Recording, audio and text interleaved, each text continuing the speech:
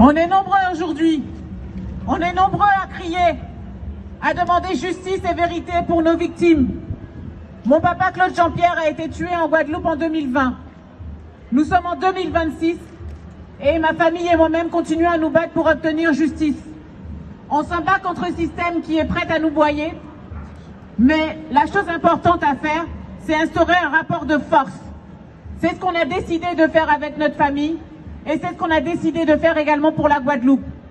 Parce que la Guadeloupe est aussi victime de violences policières, de violences d'État.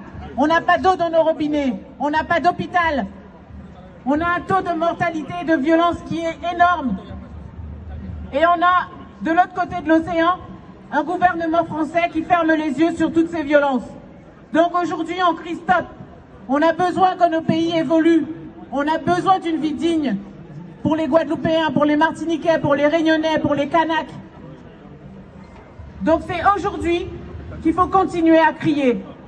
Justice pour tous. Merci.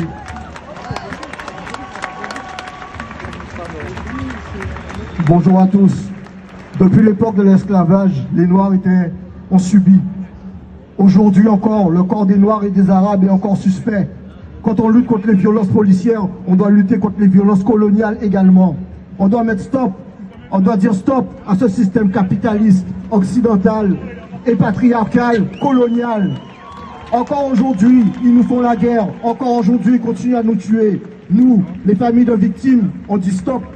Et on ne continuera plus à être leurs victimes. On n'a jamais été leurs victimes et on ne sera jamais leurs victimes. Force à toutes les familles, force à toutes les associations, force à la société civile. C'est nous qui ferons bouger les choses et c'est nous qui changerons les choses. Bravo, merci beaucoup.